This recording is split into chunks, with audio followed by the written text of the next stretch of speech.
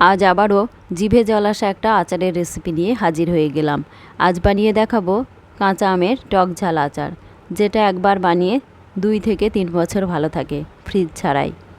আচার বানানোর জন্য 500 গ্রাম কাঁচা আম নিয়েছি। আম ভালো করে ধুয়ে একটা সুতির কাপড় দিয়ে মুছে নিচ্ছি, যাতে আমের গায়ে কোনো জল না থাকে। এখন আম দুটো কেটে নিচ্ছি। আর এই আচার বানানোর জন্য আমের খোসাটা ছাড়ানোর কোনো প্রয়োজন নেই, খোসা সমেতই আচার বানাবো আজ। প্রথমে আমটা অর্ধেক করে কেটে নেব, তারপর ভিতরের সাদা অংশটা ফেলে দিতে হবে। তারপর লম্বা লম্বা করে কেটে নেব। যেহেতু আমের সাইজটা বেশ বড়, তাই লম্বা করে 3টে টুকরো করে নেব। ছোট আম হলে 2 টুকরো করে নিলেও হবে। তারপর এইরকম ছোট ছোট টুকরো করে নেব। কাঁচা আম শেষ হয়ে যাওয়ার আগে এইভাবে আচার বানিয়ে রাখতে পারেন। আর এইভাবে আচার বানিয়ে রাখলে 2 থেকে 3 বছর ভালো থাকে। অবশ্য খেতে এত ভালো হয়, কিছুদিনের মধ্যেই শেষ হয়ে যাবে। একইভাবে 2টো আমই কেটে নেব। তারপর আমের টুকরোগুলো একটা মাঝারি সাইজের বলে নিয়ে নিলাম। এখন এতে দিয়ে দিচ্ছি 1 চা চামচ লবণ আর 1 চা চামচ হলুদ। এখন খুব ভালো করে মিশিয়ে নিতে হবে। আমের টুকরোর গায়ে কিন্তু কোনো রকম জল নেই। এই লবণ দেওয়ার ফলে বেশ খানিকটা জল বার হয়। আমের এই টুকরোগুলো খুব ভালো করে মিশিয়ে নিতে হবে, যাতে করে প্রতিটা আমের টুকরোর গায়ে লবণ আর হলুদ লেগে যায়। এখন ঢাকা দিয়ে সারা রাত রেখে দিলাম। আর পারলে 2-1 বার নাড়িয়েও দেবেন। আমি সন্ধ্যাবেলা আমগুলো মাখিয়ে রেখেছিলাম, আর পরের দিন সকালবেলা আমের টুকরোগুলো ছেঁকে নিলাম, কারণ আমের টুকরোগুলো থেকে অনেকটাই জল বার হয়েছে। জলটা ফেলে দিতে হবে। আর আমের টুকরোগুলো অনেকটা নরমও হয়ে গেছে। এখন আমের টুকরোগুলো কুলোই করে ছড়িয়ে দিয়ে 1 ঘন্টা মতো রোদে দিয়ে দিলাম। রোদে দেওয়ার সমস্যা হলে ফ্যানের নিচেই রেখে দেবেন। এখন একটা ফ্রাইং প্যানে আচারের স্পেশাল মশলাটা বানিয়ে নিচ্ছি। তার জন্য প্যানে দিয়ে দিয়েছি 3টি শুকনো লঙ্কা, 2 টেবিল চামচ গোটা মৌরি, 1 চা চামচ গোটা মেথি, 1 টেবিল চামচ গোটা জিরে দিয়ে একটু নাড়াচাড়া করে নিয়ে নিলাম। অল্প একটু নাড়াচাড়া করে নিলাম। এখন দিয়ে দেব সর্ষে। 2 টেবিল চামচ কালো সর্ষে দিয়ে দিলাম। হাতের কাছে সাদা সর্ষে থাকলে এর সাথে একটু অ্যাড করে নিতে পারেন। মশলাটা আবারও খুব ভালো করে নাড়াচাড়া করে ফ্রাই করে নিলাম।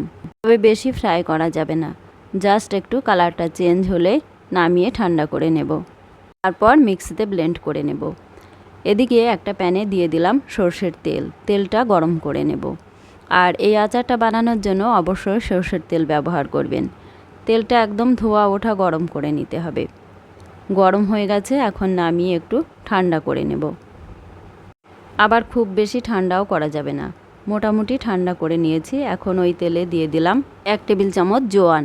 জোয়ানটা দিয়ে একটু নাড়াচাড়া করে দিয়ে দিলাম 1 চা চামচ কালো জিরা। কালো জিরা দিয়েও একটু নাড়াচাড়া করে দিয়ে দেব ভেজে গুঁড়ো করে রাখা মশলাটা। আর দিয়ে দেব 2 টেবিল চামচ লবণ। এই লবণটাও একটু প্যানে দিয়ে গরম করে নিলাম, এতে করে লবণের ভেজা ভাবটা একদমই থাকে না।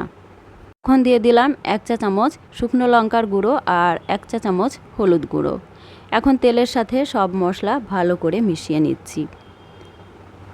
মেশানো হয়ে গেছে। এখন 1 টেবিল চামচ ভিনিগার দিয়ে দেব। এই ভিনিগারটা আচারে অবশ্যই ব্যবহার করতে হবে।